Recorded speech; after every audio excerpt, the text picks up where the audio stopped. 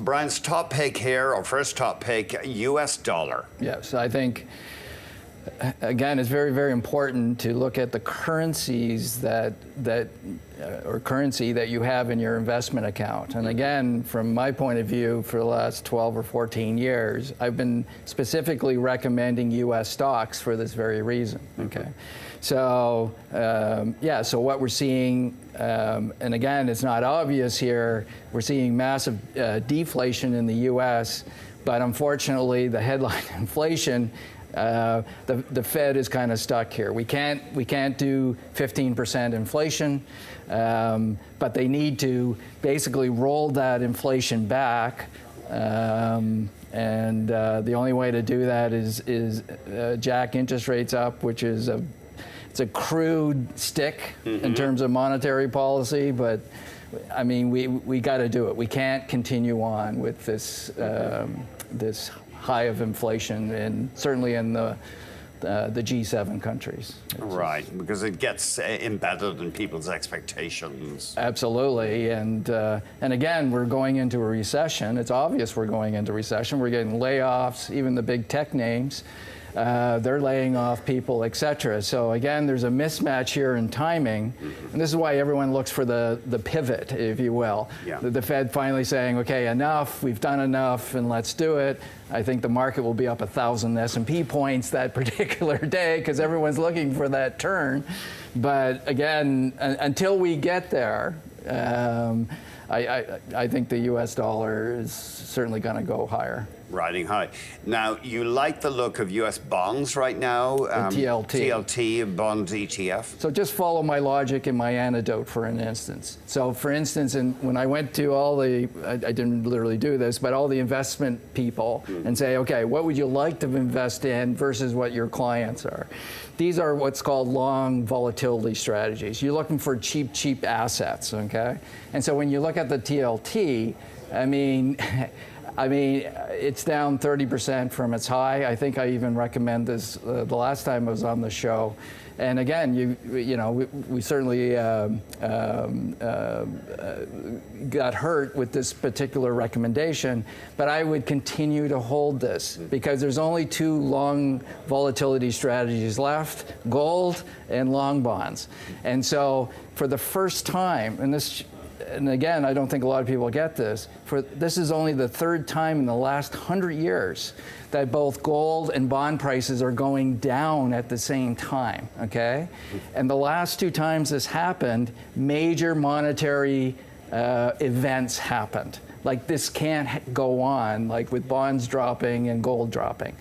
Something is about to break, something is about to change, I think, monetarily. And so, again, we just don't know what that is, what the central banks have planned, but this situation cannot continue, and I think a major policy response needs to happen fairly quickly. Interesting, there's a U.S. election next week. And again, mirroring 1994, the bond market had the worst bear market since this year. Back in 1994. Because there was a shock interest rate raise back then. Right. But what happened was when the Republicans took the Congress in 1950, if you remember Newt Gingrich and the Contract for America, that was the top of the bond market. Does history rhyme?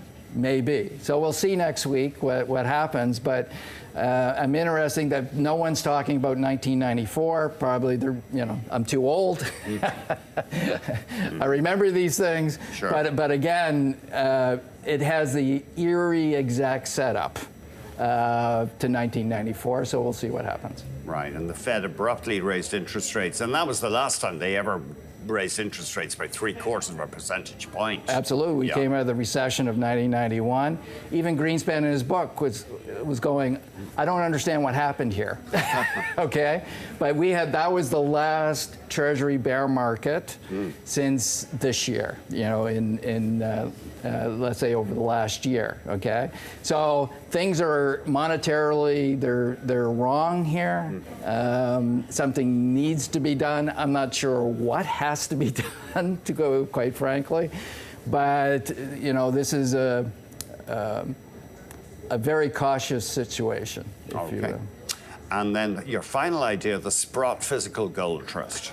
Yeah, so again, gold, there's only two assets now that have long volatility characteristics. One is gold, the other is the TLT, the long bonds, okay? So not that I'm looking for both of them to move together, but if the Fed does a pivot, let's say, so your TLTs will do well, but your gold may not, okay?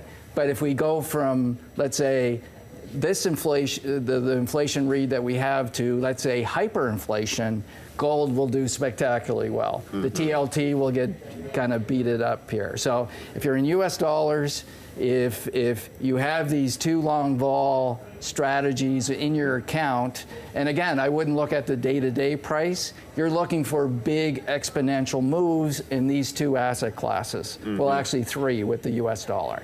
So again, every day we get up, we go to the markets, we see what's happening, and every day you see the tension that literally is going on that the central banks really have to address here.